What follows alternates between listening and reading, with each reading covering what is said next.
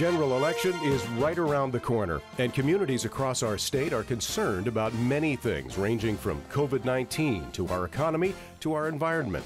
Candidates from the Benton and Franklin Counties are looking to represent the community they live in. Tonight's debate will feature candidates from the State Representative District 16 Position 1 and 2 races and the State Senate District 16 race. Hear their thoughts about topics that matter to the Tri-Cities community. NWPB Vote 2020, in partnership with the League of Women Voters of Benton and Franklin Counties, presents the NWPB Vote 2020 Debate Series. And now, a message from the League of Women Voters of Benton and Franklin Counties. Welcome. The League of Women Voters of Washington's Education Fund, along with our partners, Northwest Public Broadcasting, are pleased to present to you the candidates for our statewide offices. I am Ravine Jimenez, a member of our local League of Women Voters of Benton and Franklin Counties. Ever since the founding of the League 100 years ago, a significant part of our mission has been to provide voter education. This program is an opportunity for the candidates to present their views and positions on the office they are running for so that you, the voter, can make the most informed decision when you mark your ballot. The League of Women Voters and Northwest Public Broadcasting are sponsoring debates and forums locally. We have gathered questions from the general public like yourself. You can find up-to-date information on our website, www.my.lwv.org/Washington/Benton-Franklin-Counties. The League also sponsors an online voters pamphlet with candidate and issue information at 411.org. We are working with the Northwest Public Broadcasting co-sponsors to extend the reach of these forums throughout the state. Most importantly, in order to vote, you must be registered to vote. You can do that online with the Secretary of State or at an elections office near you. Our Vote 411.org website has more information. And now, to get to the candidates, here's our moderator who will briefly explain the process. Thank you very much to the League of Women Voters in Franklin and Benton counties. I am Matt Lovelace with Northwest Public Broadcasting, and this is an NWPB Vote 2020 debate. Tonight's debate looking at candidates for 3 different races, all in Washington State's 16th legislative district, a big district covering most of southern Benton County, the city of Pasco, as well as Columbia and Walla Walla counties. We'll explore positions 1 and 2 for state representative, as well as the contested state senate race in the 16th. Now, we've been over the rules with our candidates, and just so our viewers know how this next hour will go, we have a number of questions provided by the League of Women Voters. The order in which we begin our line of questioning is simply the order the candidates' names will show up on the November ballot. The candidates will alternate opportunities to go first. That candidate who speaks first will also be given a short time for a rebuttal. Both candidates in each race tonight will have an opportunity for 1 rebuttal to an opponent response. Now, responses to questions are given a time limit, 90 or 60 seconds, depending on the round, 30 seconds for those rebuttals, and all involved will be able to see a countdown clock. And beginning our coverage of our 16th district races tonight with position 1 in the State House, 2 newcomers here after Representative Bill Jenkin announced he was leaving the position to run for State Senate. The first candidate we'll meet tonight, Frances Quattle. Ms. Quattle joins the race with 35 years of experience as a registered nurse. Born in Walla Walla, she got her degree from Washington State University, and since the early 90s has been working at Providence St. Mary Medical Center, where she is now a quality analyst. Also in this race, Mark Clicker, also Walla Walla born and raised. Mr. Clicker owns and consults for Urban Farm and Forest Group, LLC. He's also a licensed farm, ranch, and forest realtor. He spent 17 years as the regional director of the Washington Farm Bureau. Mr. Clicker, Ms. Quattle, we really appreciate you both being here tonight and joining us via Skype. We know this is unusual, but we would like to begin with the usual, and that's opening statements. Now, as I said, you'll have 90 seconds for this. No rebuttals for opening statements. We'll begin that procedure with the questions to follow here. But we're building off what's key of any debate. What makes you the best candidate for this position? Ms. Quattle, time is yours. Thank you, and good evening to everyone who's watching this evening. My name is Frances Quattle, and I am a candidate for the position 1 from the 16th Legislative District. I was born here in Walla Walla. I was raised on an irrigated farm in Touchy. I went to school in Touchy, and I went on to graduate from WSU. I've been a registered nurse for 37 years working in a variety of settings in healthcare. And I've now been asked, can a nurse be a good and effective legislator? I've spent most of my professional career assessing a problem, making a plan, and recalibrating that plan when needed to ensure the best outcome for a patient. I often work in teams which require skill in consensus building and communication. This is a good set of skills to take to Olympia. Representatives must be able to make difficult decisions, but also know how to care for people. And that is what I've done all my life. I will listen to you, I will work through a problem, and I will work with anyone to make things better for the people of the 16th District. Thank you for this opportunity this evening. Ms. Quattle, thank you very much. And Mr. Clicker, why do you think you are the best candidate for the position? Well, thank you, Matt, and Francis, thank you for participating in all this. As you know, I'm a fourth-generation farmer. My family has come from, my family came in 1861 on my mother's side. My father's side came in the late 1800s. I'm a businessman. I'm a realtor. I worked, as Matt said earlier, for the Washington Farm Bureau for over 17 years. I worked in Olympia, working with legislators, Farm Bureau leaders, members of the business, and worked with them in policy development, helped them in testifying in hearings. I've been on over 20 different committees over the last 30 years. Everything from land use, water use, fire protection, watershed planning, troubled youth, and mission trips to different countries. I'm a first aid instructor. I'm have been a certified trainer for train the trainers in safety within employment. So I understand across the board what it needs to be, or what a person needs to do in Olympia on legislation. I work across the aisle, and I can work with other people, and that's where I believe I would be a good fit for the 16th Legislative District. All right, thank you very much, Mr. Clicker. Thank you very much to both of you for those opening statements. And now we get to some questions. These questions, again, provided by the League of Women Voters of Benton and Franklin Counties. Now, as I said, we're starting here with the order in which names appear on the ballot. Ms. Quattle, you'll begin, followed by Mr. Clicker's response. Then Ms. Quattle, you'll be given 30 seconds for a rebuttal. We'll go ahead and flip the order of that for question number 2. So, Ms. Quattle, in your opinion, what should be the highest priorities in the state budget to help mitigate various issues, such as COVID-19, wildfires, and so forth, that have happened here in 2020? Thank you for that question. 2020 has really been a doozy of a year for so many people.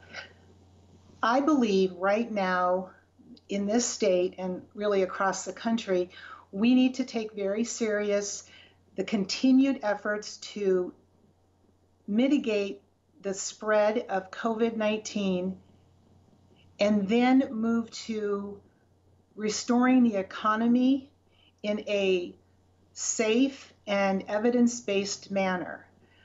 Quite frankly, I believe if you stop the spread of the disease, stop the spread of the virus, the economy will follow. I believe in science and data. I believe that the pandemic must be dealt with by scientific evidence through the CDC and the NIH, filtering down to the departments of health in each county. And then the county needs to work with small businesses, education, and healthcare as to how to address the spread of the disease in their particular county. From there, I think legislators will work with municipalities to understand economic needs and help them develop and recover using state funds and federal funds.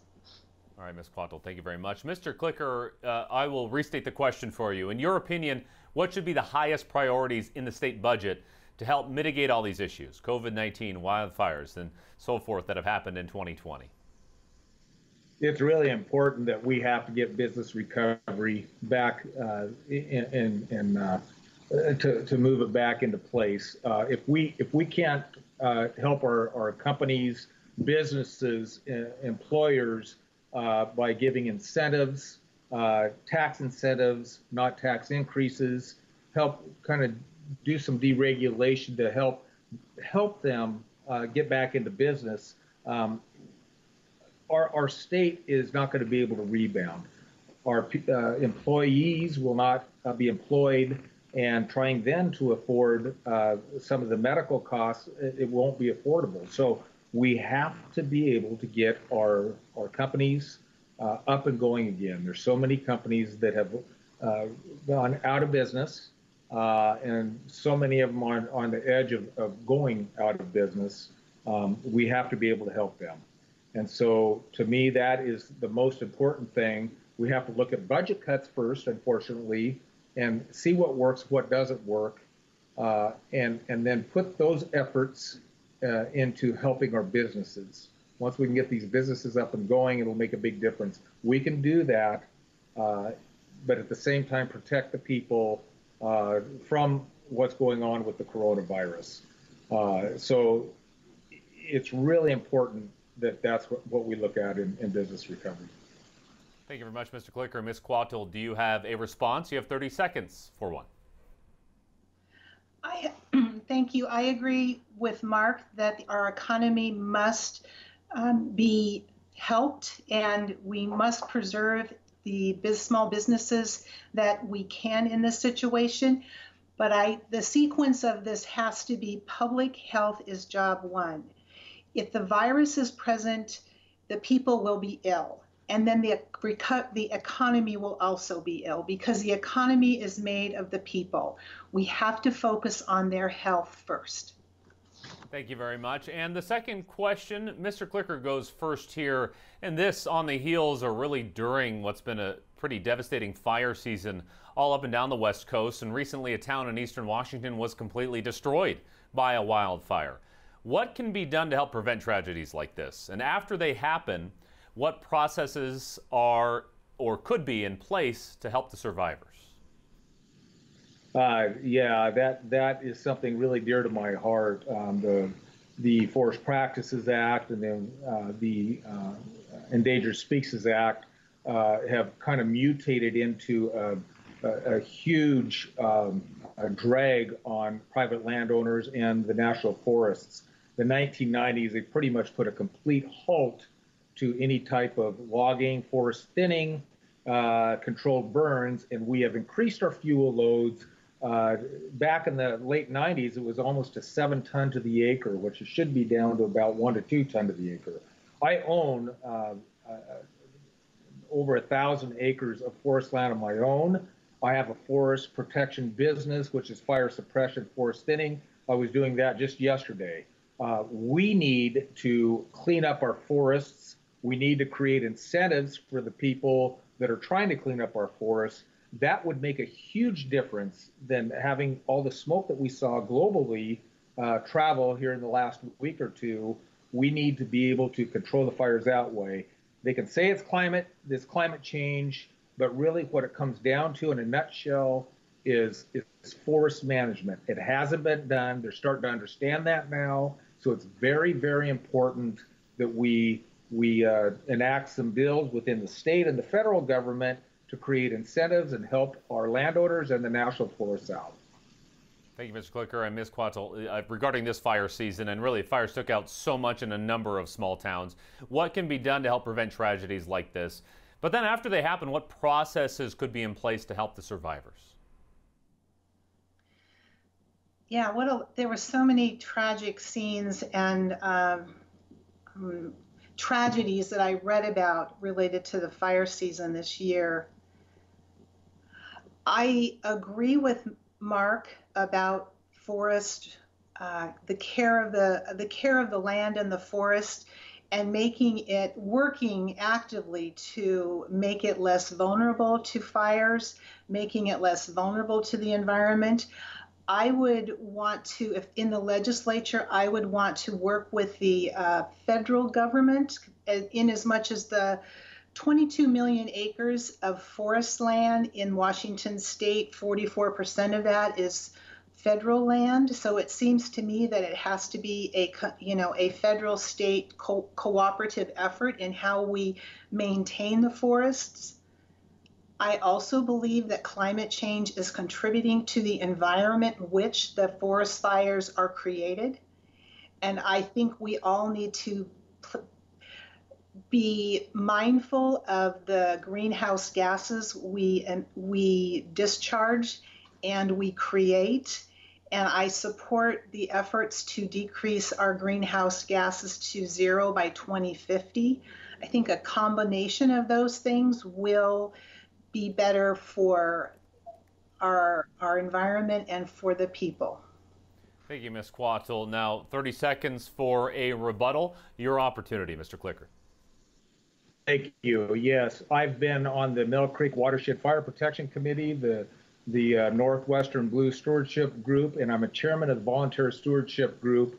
I have been working on this for over 25 years to help manage and maintain our forests. It is not a global climate issue. It is a forest management issue, and we have to look at that directly and start helping our forests out. That's really what it comes down to. All right, thank you both for that. Now for this question, due to some time constraints, we are limiting responses to just 1 minute. There will be no rebuttal for this question. A chance at one more topic, the economy, or really the economy as a side effect of COVID-19. Ms. Quattle, states which rely more heavily on a sales tax for revenue are hit harder during downturns in the economy. Would you recommend or support any changes to Washington's tax system that might help alleviate that problem? Our state budget is the resource that provides services and infrastructure to the people of this state. Everyone's revenue is down, and the budgets, every municipality is looking at a budget that is out of ordinary this year. I believe that the budget is a moral document, and I believe that we have to talk about taxes, understanding what services those taxes support for the people of this state. So in my effort to balance the budget or approve a budget in 2021, I would keep in mind the people that benefit from those resources that come from the state budget, and I will look at any opportunity to reduce services if it's appropriate, but I would be cautious and careful as I went through that process. Thank you very much, Ms. Quattle. We really appreciate your answers tonight. And finally, Mr. Clicker, would you recommend any support or changes to Washington's tax system that might help alleviate problems in an economic downturn? Yes, the recommendation would be no new taxes. We have enough taxes on hand, and I can list a number of those taxes, not including our federal income tax. We have unemployment insurance, B&O tax, property tax, industrial insurance, payroll tax, and then they're looking at, the majority parties looking at an increase in B&O taxes, carbon taxes, and capital gains taxes. There's too many taxes going on, but what they do fail to do is to evaluate and look at what our budget is, our capital expenditure budget, and our fiscal budget. We don't do any analysis on those budgets. Last year, the House Republicans put out a bill, 2149, House Bill 2149, that would be an evaluation or a House budget analysis bill that would give the legislature a chance to evaluate any of the taxes and programs that require the taxes to see if they work or not. That wasn't even put up to committee. It was dead on arrival. We need to get the right people in office and the right parties in there, including the governor's mansion, to be able to look at fiscal policy. That's huge, and that's what we need to do. Right now, no new taxes, no additional taxes, and look at incentives. Well, to both of you, we really appreciate your answering these questions tonight. We could probably talk for hours, so many issues to get to, but before you go, we would like to hear One more time from each of you. We do have a minute set aside for closing statements. Each of you will get that minute, no rebuttals for these. And Mr. Clicker, you get first opportunity to make your closing remarks. Well, thank you. I've been in the district all my life. My family's been here since the 1800s. I understand the complete district primarily because I've been a farmer and I've been with the Washington Farm Bureau for so many years. I've been throughout the whole district. I understand fiscal policy. I understand what's needed in our region and what we can take to Olympia. At the same time, I've worked with environmentalists, tribal members, government officials. We've worked out solutions. We've come up with ideas, and we've been able to make things happen. I can do the same thing in Olympia. We just need to be able to work together. But at the same time, we got to look at the ideas that come forth from our district and some of the other districts within the state of Washington. I look forward to working with the people within our district. I've enjoyed working and actually visiting with Francis through our forums and debates, and I look forward to more. Thank you. Thank you, Ms. Clicker. And Ms. Quattle, your closing statement. Thank you, Matt, and thank you to the sponsors of this debate this evening, the Benton Franklin League of Women Voters and Northwest Public Broadcasting. In Olympia, I will approach an issue with concern and curiosity. I do not know all the answers, and one size does not fit all. I will work hard to be open, to listen to my colleagues, listen to stakeholders, and to opposing ideas. As your legislator, I will strive to craft law that is in the people's best interest to make things better, healthier, safer, more equitable. I will work with anyone to solve a problem, and I will not belittle those with differing opinions. Government derives its legitimacy from the people to whom it must be answerable. No one should be left behind.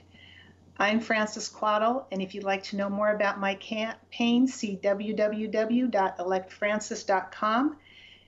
And remember to wear a mask and vote. Frances Quattle, Mark Clicker, candidates for District 16, Position 1 State Representative.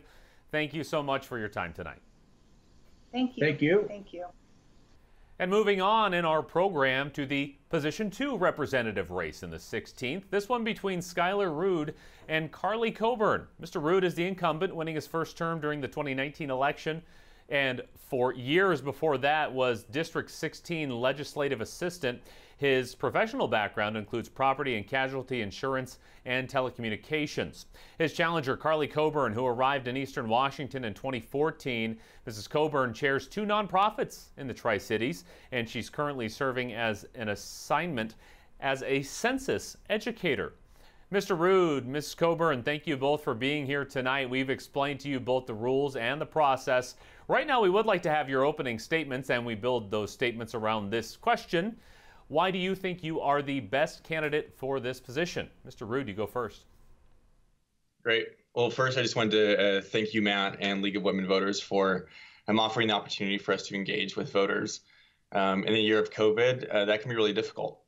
So I appreciate that. As was mentioned, I am your current state representative for the 16th Legislative District, and I'm really honored to have that position. I have made bipartisanship really focal to both my campaign 2 years ago, but also my legislative work in Olympia. So I started a bipartisan work group to engage Republicans and Democrats so that we can cross that aisle, as they say, and really work for the benefit of all of the residents of the 16th district. So I would ask for your vote so I can continue that work over the next 2 years. Those relationships really have resulted in benefit to our district. Last year, I had a 100% record pass rate for my 3 bills, and we have capital projects that I was able to work on. So I do ask for the opportunity to go back to Olympia and continue that work that I started 2 years ago. Thanks so much. Mr. Rude, thank you very much. And Mrs. Coburn, same question to you. Why do you think you are the best candidate for this position? Well, thank you so much for asking. I would first like to thank NWPB and the League of Women Voters of Benton and Franklin Counties for getting this all set up. Like said, it's so important to have these candidate forums going even while COVID's happening. As mentioned, I'm on the board of 2 nonprofits in the Tri-Cities. That means that I have to bring together a lot of people that don't always get along, or have a history of not getting along, so that we can come together for a common purpose, and work towards that common purpose together. I want to be able to work with those in Olympia, those who have a D, an R, or an I after their name. I believe that it's very important for Olympia to see the indomitable spirit that Eastern Washington, and especially the 16th LD, has. We work very hard over here, and sometimes what we do gets lost in the talk of politics and what's going on. And I would like to be able to be that voice in Olympia for the 16th LD. Thank you. Well, thank you both for those introductions. And we now turn to our line of questioning from the League of Women Voters. We have 3 questions. Again, we'll alternate with who goes first. For the first of these 2 questions, the one who answered first will get a chance at a rebuttal. And for that first question, sort of a bigger look at the position and the district, Mr. Rood, what do you believe are the 2 greatest challenges for your legislative district during the next 4 years? Really great question. I think what we will see is the state budget will be the overarching issue this next legislative session. And depending on if we have a virtual session in Olympia or a physical one, the volume of bills that we can pass may be significantly reduced. K-12 funding and policy is really what my passion is at the legislature.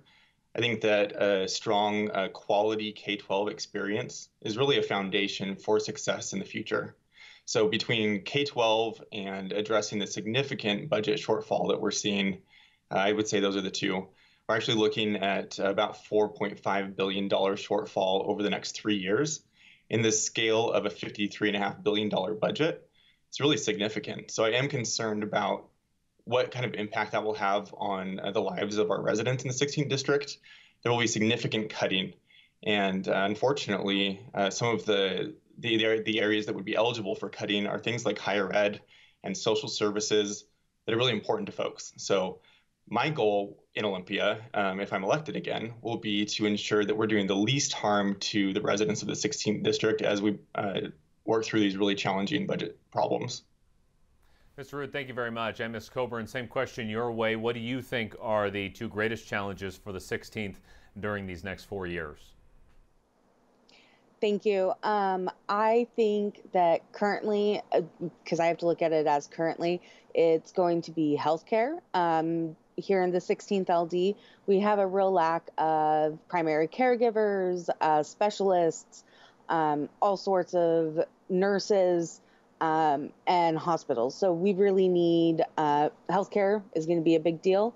And I think that, yes, K through 12 schooling for the next few years is going to be really big too, because right now we're doing 16th LD is 4 different districts or 4 different counties. Each county and each school district is doing something different. And so we're going to be needing to make sure that schools are getting the proper resources so students can get laptops if they need them, if they're doing stay home, like is happening in parts of the Tri-Cities, or even doing things like internet vouchers if we are needing to get kids online so that they can access schooling, because K through 12, we push it really hard to graduate, get that high school degree. And so we need to be supporting them in getting through to the end. Thank you. Thank you. And Ms. Coburn, touching on healthcare education as a couple of things, we are providing a 30-second portion for a response or a rebuttal for Mr. Rood, if you have one. Yeah, I think Carly mentioned broadband. I don't have anything combative to say, but I think she made a really good point. Broadband is what we're learning is really an obstacle for a lot of families in rural areas, which is mostly Eastern Washington. So that's going to be something that we definitely need to address. And I appreciate her bringing that up, because that's definitely a part of making sure that kids and families have access to those quality educational opportunities. Thank you, Mr. Rood. And we should say non-combative is what we're going for here. We're just trying for a friendly debate, so that's totally fine. We'd like to provide that time for any clarifications or a rebuttal if you so choose. We'll move on to question 2 now as we touch on this wildfire season that we've had in the West. Certainly hit hard in your district, and recently a town in eastern Washington was completely destroyed by a fire. So what can be done to help prevent these tragedies after they happen? What procedures are or could be in place to help survivors? Mrs. Coburn, you're first here. Thank you. Yes, the wildfires have been a huge deal. We just got through in the Tri-Cities, we're a slightly higher elevation than the Walla Walla Valley, and so we got some really bad smoke. I think that something that's being done, some things that have been done, which is working with the tribes, the indigenous tribes of Washington, and going back to some really basic work on how was forestry done before. And they have a lot of guidance to give us. And I think that offering people need more than just the direct right after the situation happens. They need long-term help. And so we need to probably work on a fund or work with nonprofits better to make sure that people are able to rebuild their lives after their lives have been destroyed. I couldn't imagine going through it. I've worked as a cashier before when someone went through losing their home in a fire, and to watch someone rebuild their home from nothing, it's really hard. And we need to do all that we can to prevent fires and to help people after the fires as well. Thank you, Ms. Coburn. And Mr. Rood, in regards to those fires, some of which virtually wiped out entire towns, what could be done to help prevent them? And then after they happen, what processes are and or could be in place to help survivors? Thanks. I would say as in the area of prevention, I'm concerned about forest management, and if there are ways through forest management that we can prevent the fast traveling fires that we're seeing that are uncontrollable. So that would be an area for the Department of Natural Resources to work in. Hillary Franz is our Public Lands Commissioner, and I've had a conversation with her about it. I probably should revisit that conversation. As far as response, I have also heard that there are jurisdictional issues between DNR firefighters, local firefighters, landowners, and making sure that the response can be coordinated and not held up through jurisdictional issues, I think would be the best approach. But we're seeing smoke, contamination, that's a problem for health reasons. Folks are losing their homes, and I think fire insurance has a place as well. So kind of needs to be a comprehensive approach to the issue, but prevention really is where we need to start, and I believe that forest management is the place to do that. Historically, timber harvest tax has been used to fund, in part, basic education, and so I think there's room there to generate some additional revenue through forest management. Thank you. Thank you, Mr. Rood and Ms. Coburn. Your chance at a 30-second rebuttal or response. I don't really have a rebuttal. I think that everything that Skylar said is things I agree with as well, and would work towards and would seek out, also speaking to Hillary Franz and getting help from her with that. Yeah, nothing really to disagree with. I think that we seem to see pretty equally on this subject. All right, thank you both very much. And thank you to your cat for making an appearance. I understand it's the realities of doing this remotely. I teach as well, so, I have to deal with it too. Well, now for this third and final question. There will be no rebuttal. Your answers are limited to 1 minute, I should clarify. We'll call it our lightning round. And Mr. Rood first, what, if anything, should be done about officers of the law who refuse to implement certain laws that they maybe don't agree with, such as gun laws or immigration laws? I was going to say, I think this is a leading question. There was an incident, and that's probably where this came from. I think that there are different interpretations of how our system of government works. And just to give you an idea of where I'm coming from, the court system is really the only appropriate place for a challenge to the law to determine constitutionality. So we don't get to decide which laws are good enough to follow and which ones aren't good enough to follow. If we have a problem with a law, there's a process, and it's through the court system, through a legal lawsuit. And according to our Constitution, it's up to ultimately the state Supreme Court or the federal Supreme Court to be the last say on issues of constitutionality. It is concerning to me when folks just decide this law doesn't apply to me and go on intentionally violating it. I think there's a more appropriate route to go, and that's through the judicial system. Thank you very much, Mr. Rood. And we'll repeat the question here for Ms. Coburn. What, if anything, should be done about officers who refuse to implement those laws that maybe they don't agree with, like gun laws and immigration laws?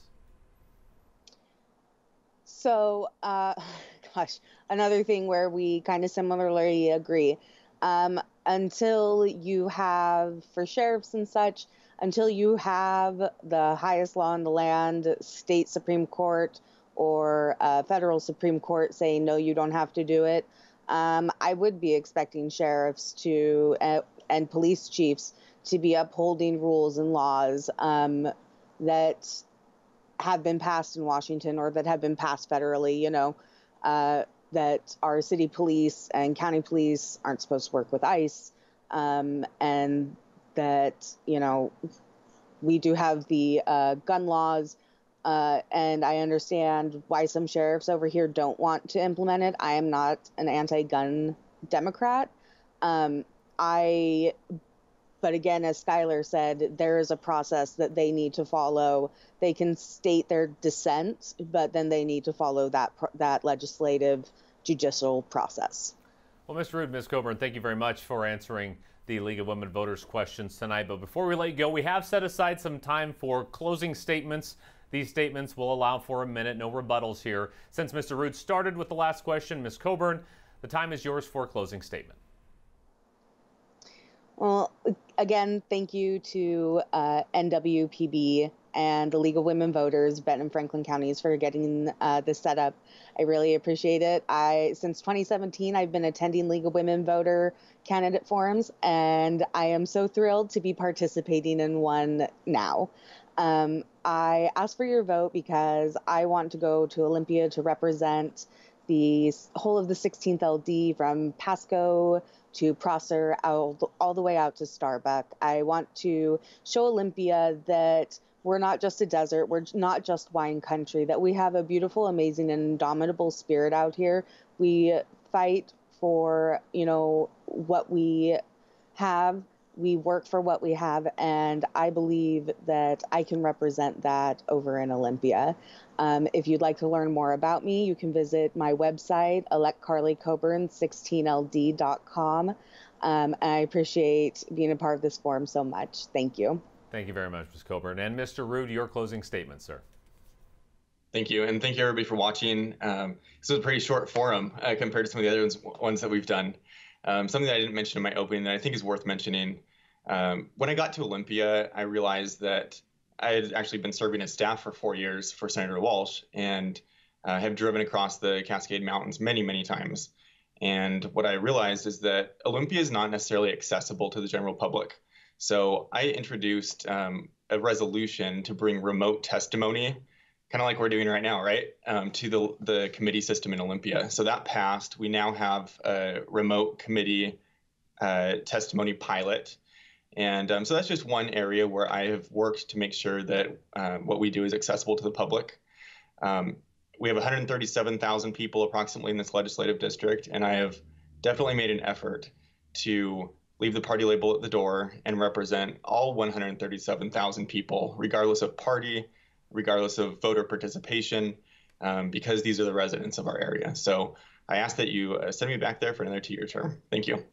Well, we know this was quick, but thank you very much for giving voters a chance to learn just a little bit more about you. Skylar Rood, Carly Coburn, 16th District Representative candidates for Position 2. Thank you so much for being here tonight. Our coverage tonight will explore one last race in District 16, this for state senator. In this race, Danielle Garvey Reiser and Perry Dozier. Mrs. Garvey Reiser's experience includes time as a former Foreign Service officer. She's the CEO of Sherwood Trust, a Walla Walla nonprofit which invests in strengthening other area nonprofits. Garvey Reiser graduated from Whitman College. And up against her, Perry Dozier, another Whitman College graduate. Dozier spent 7 years on the Walla Walla County Commission and was chairman of the board for 3 of those years. As a longtime farmer, he has also served as president of the Washington Association of Wheat Growers. Welcome to you both. We were fortunate enough to do a candidate forum with you over the summer. Congratulations to you both for getting through the primary. And for our viewers and voters to get to know you a little bit better, we start by asking a pretty simple question. What do you think makes you the best for this position? Ms. Garvey Reiser, you go first. Thank you so much, Matt. I am a proud American, a community builder, and a farmer's wife, and I'm incredibly honored to be one of your candidates for the state Senate. I'm originally from Moses Lake, the daughter of a small business owner and of a 27-year WFC union employee. My family taught us the value of hard work and of service. And following in my grandfather's footsteps, I served our country for nearly 14 years in both Republican and Democratic administrations. I know what it takes to serve and to make a difference, working across the aisle to make the best for our community. I would be incredibly honored to serve as our state senator because rural Eastern Washington is being left out of conversations in Olympia. I'm uniquely positioned as the Democrat in this race to be able to go to Olympia and explain what they're getting wrong about our regions and how Eastern Washington and the 16th Legislative District need different solutions for our communities. I alone can make Olympia listen to us. I'd be incredibly honored to earn your support so we can improve childcare and healthcare, create jobs, and improve our infrastructure. We deserve a voice in the room where decisions are made for our state. And right now, that's the Democratic caucus room. Thank you so much. Thank you, Ms. Garvey Reiser. And Mr. Dozier, same question for you. What do you think makes you the best candidate for the position? Well, for the past 20 years, I have been an advocate for my community in Southeast Washington. I grew up, raised a family here, and own a small business in the district. I've represented 13 counties as president of the Washington Association of Wheat Growers and as a state barley commissioner. Also, I served 2 terms as a Walla Walla County commissioner. My priority as your next state senator is to support the many businesses in our district and also the community services we need. I've worked closely with many of our social services, and my involvement in agriculture is where I continue to advocate for land, water, and personal property rights. I would be honored to continue to be a service to this district in Olympia as your next state senator. Thank you. All right, thank you both very much. And now on to our questions. You'll each get 90 seconds here, There will be a 30-second rebuttal period for Mrs. Garvey Reiser in this round. She'll begin. She appears first on the ballot. And addressing a delicate balance, maybe it's the delicate balance in our country right now. How do you keep your constituents safe from COVID-19, but also help the economy recover? It's been such a difficult year for our communities, Matt, and I'm just amazed to see the wonderful ways that people have come together to keep each other safe. We owe a huge debt of gratitude to our healthcare workers who've been on the front lines, making sure that we have excellent, high-quality healthcare systems throughout our district. And then everyone in our communities pulling together, wearing masks to make sure that we can control the disease and the virus, and that we have the opportunity to open up our economy and get businesses back to work.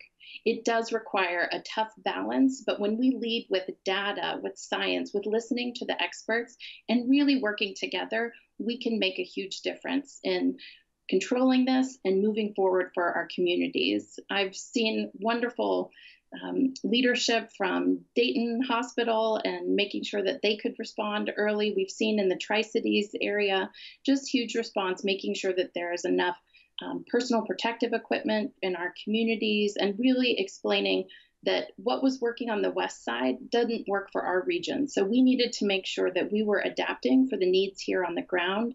And once that got fixed, we've had much better results. So I continue to encourage everyone, mask up so we can open up. And thank you so much to everyone who's working so hard in our families and our schools and our businesses to pull together so that we can move forward together.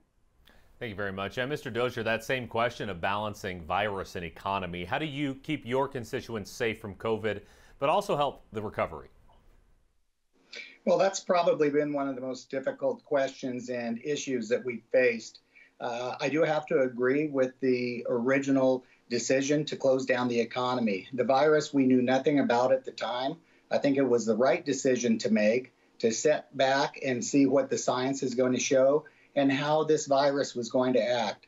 However, what we started to see was a lot of our small businesses lose cash flow and really start to hurt badly. We've lost a lot of these businesses. As we've slowly moved forward, opening up from phase 1 to phase 2, we've seen a lot of our businesses that have worked really hard to have the personal protective equipment for their staff, and also with the rules that they're following for sanitizing and keeping their businesses clean for their clients. We have to continue to get these businesses back open because this is the driving point in our economy, is to get people back working. It's put a tremendous strain on our state and especially on our budget that we're going to be facing. And I think that overall we have done a great job moving forward and moving forward slowly. I anticipate hopefully schools will be open to help our students. And again, we need to make sure that everybody is being protected so we do not end up going backwards with this virus. But the economy is still a driving force that we need to take care of for the betterment of our state. Thank you, Mr. Dozier. And Ms. Garvey Reiser, you do have an opportunity at a rebuttal or response, and you have 30 seconds for that. I would note that we have a lot of commonality on this issue, and that, again, the leadership that we each bring into this role about our own personal choices of wearing masks so that we can open up and promote our businesses is key. So I encourage everyone to continue to follow the guidelines, to do your best to look out for each other and our neighbors, and we can look out for our small businesses and our economies by shopping local and working together. Well, thank you very much. And question number 2, interested for some perspective here from a couple of farm families. Mr. Dozier first this time. What do you think will be some of the challenges that farmers and agribusiness will face in the next 5-10 years within your district? And what might the state be able to do to help with some of those challenges? I think a lot of the challenges that we face in agriculture come from regulation, but also it's important that with regulation we don't over-regulate our agriculture economy. For the 20, 30, 40 years that I've been a farmer, we've seen a lot of changes, really good strides we've made environmentally, and as we try to fine-tune our care of taking care of not only the soil but the water, that's going to be the challenges still moving forward. We have to protect our streams, we have to protect our water rights, and we have to protect also our clean air. As a wheat growers officer, I worked on a committee for clean air, and I learned a lot about how we can do that correctly. The biggest challenge also that we face is transportation of our goods. We need to continue to keep our Snake River dams open. That makes our transportation of our products downstream and our supplies upstream at a cost where we can try to remain profitable. Also protecting our many farm workers that we have. A lot of our Hispanic community has been hit really hard with COVID. We need to make sure as farm owners and as employers that we continue to have the protective gear for these individuals so we can keep our economy, our farm economy, very vibrant, and it is very important in the 16th district. And Ms. Garvey Reiser, turn that question to you, this long-term outlook for farming. What do you think will be some of the challenges in the next 5-10 years within the district, and what might the state be able to do to help with some of those challenges? One of the ones that's really been a challenge on our farm that's been in the family now for 5 generations is water. We have creeks and streams going dry. And that's why I've been clear that I oppose initiatives like my opponent has put forward to try and bottle and sell water on his land. We need to make sure that we have sustainable water across the valley. So I would hope that as we go forward, our state can look at how critical water is for our agriculture economy and for our residential use, and that we respect our water rights like ours that are senior on our streams, and make sure that they are equitably used across the district so that we can continue to have a vibrant agriculture and manufacturing sector that relies on reliable water. As we've said as well, the key issues around regulation and transportation, overall environmental needs. We saw for many agriculture sectors this last week going into apple and grape harvest, a concern about days and days of smoke in the air.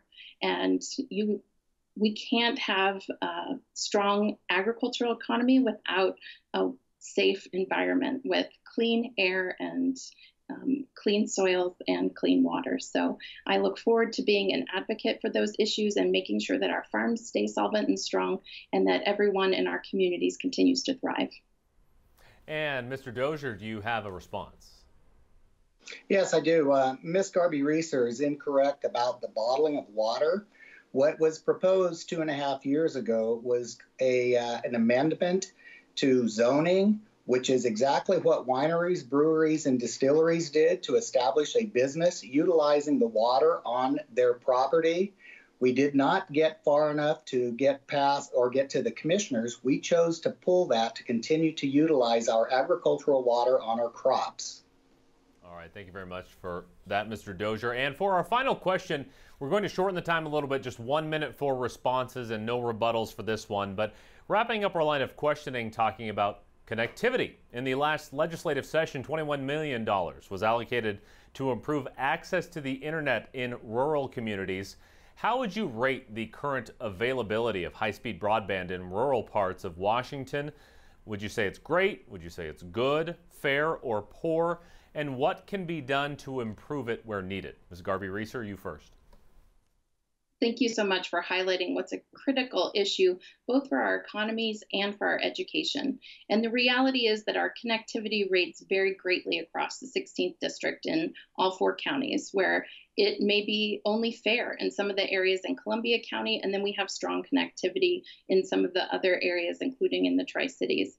We need to have more equitable access, both for our farmers and farm equipment that's ever more reliable on GPS, for our schools where it's clear that this is an issue of making sure that students have access in their classrooms, for families who are working at home.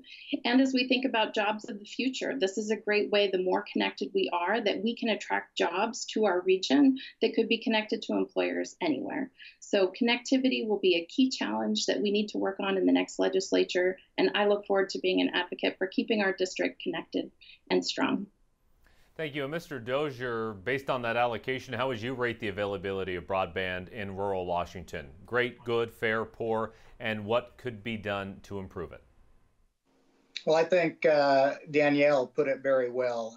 Living here in this 16th district, again, my entire life, I would probably rate it as fair in Columbia and where I live here in Walla Walla County. It makes it very difficult for us to have an office at home, which is in agriculture, our office is in our home. And especially when COVID came and we had all of our children that had to do home studies, we had a lot of problems where kids had to come in with their parents into Waitsburg or into Dayton to be able to go online and take classes. I would really like to see us concentrate on what we could do for the connectivity. I know I've been in touch with our Congresswoman, Kathy McMorris Rogers, who is also working on this for our region.